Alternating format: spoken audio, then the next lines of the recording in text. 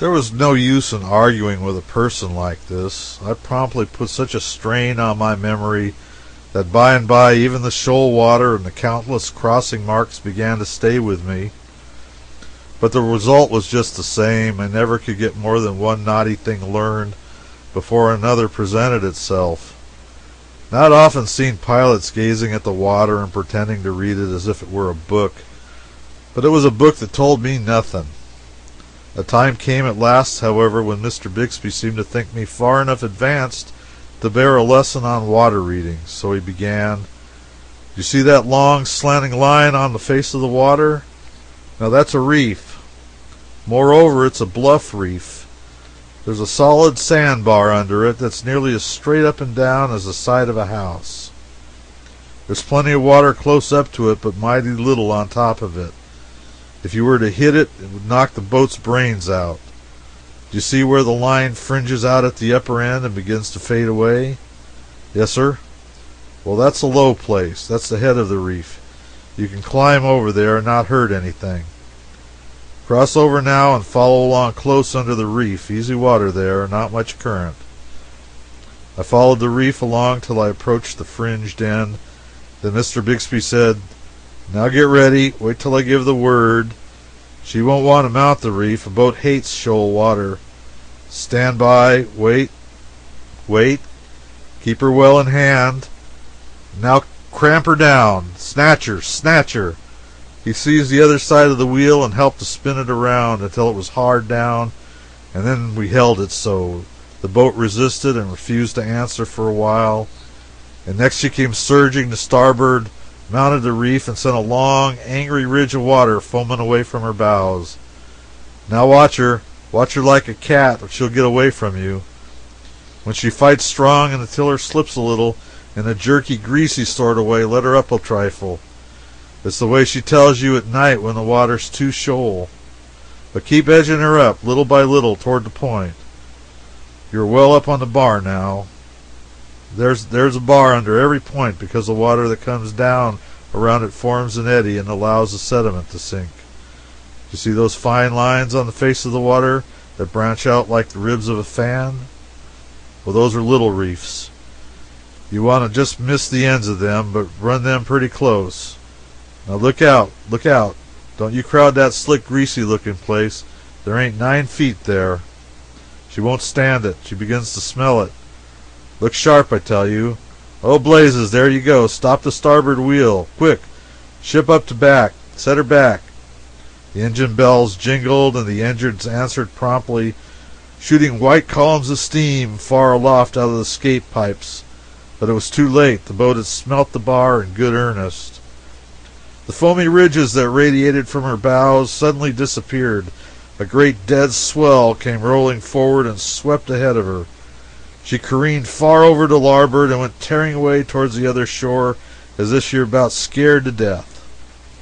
We were a good mile from where we ought to have been when we finally got the upper hand of her again. During the afternoon watch the next day, Mr. Bixby asked me if I knew how to run the next few miles. I said, "Go inside the first snag across the point and outside the next one. Start out from the lower end of Higgins' Woodyard and make a square crossing, and that's all right. I'll be back before you close up on the next point." But he wasn't.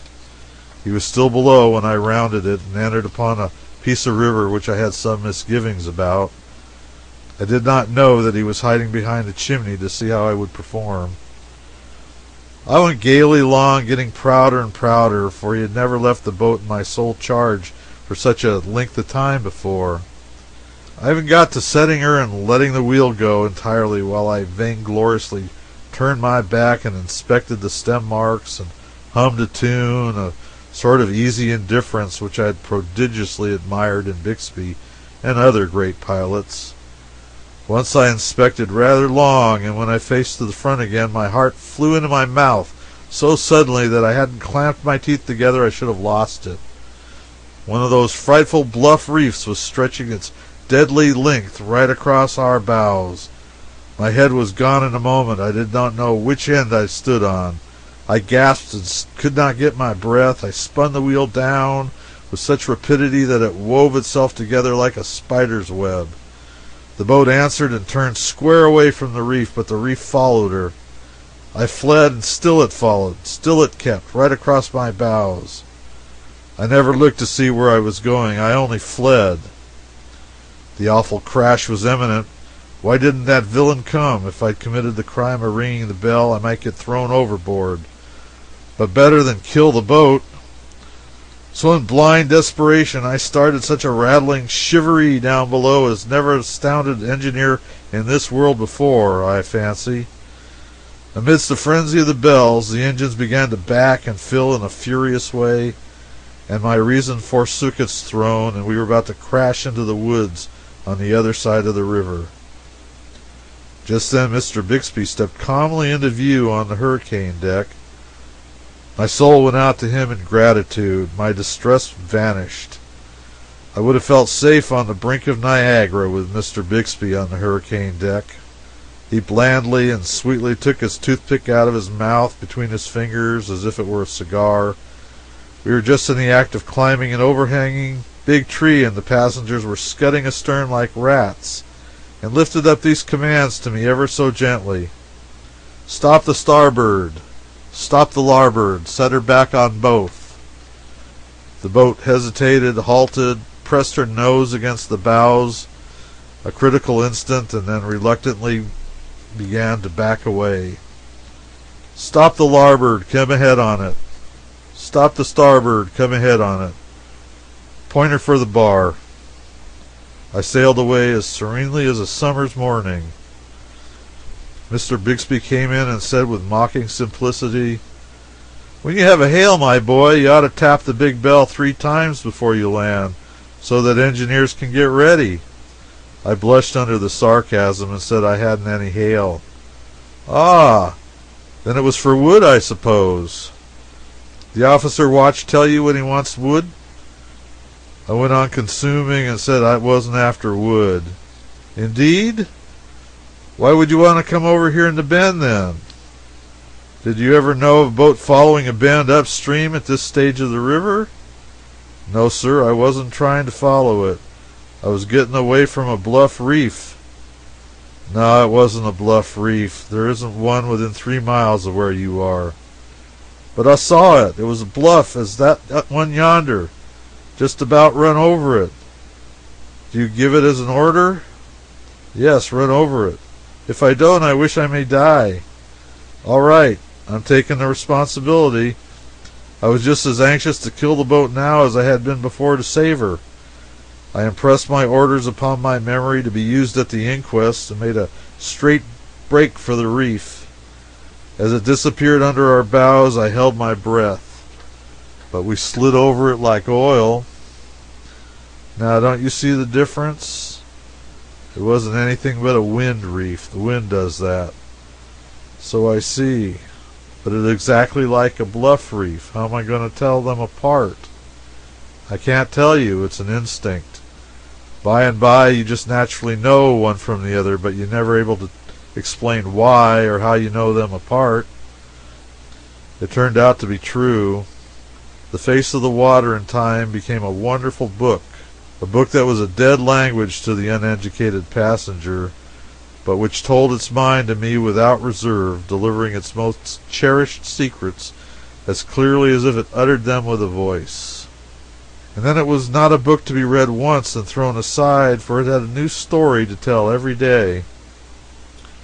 Throughout the long 1,200 miles there was never a page that was void of interest, never one that you could leave unread without loss, never one that you'd want to skip, thinking you could find higher enjoyment in some other thing. There never was so wonderful a book written by man, never one whose interest was so absorbing, so unflagging, so sparkling renewed with every perusal. The passenger who could not read it was charmed with a peculiar sort of faint dimple on its surface on the rare occasions when he did not overlook it altogether. But the pilot, it was an italicized passage. Indeed, it was more than that. It was a legend of the largest capitals, with a string of shouting exclamation points at the end of it. for it meant that a wreck or a rock was buried there that could tear the life out of the strongest vessel that ever floated. It is the faintest, simplest expression the water ever makes, and the most hideous to a pilot's eye. In truth, the passenger who could not read this book saw nothing but all manner of pretty pictures in it, painted by the sun, shaded by the clouds, whereas the trained eye, these were not pictures at all, but the grimmest and most dead earnest of reading matter. Now when I had mastered the language of this river and come to know every trifling feature that bordered the river as familiarly as I knew the letters of the alphabet, I had made a valuable acquisition.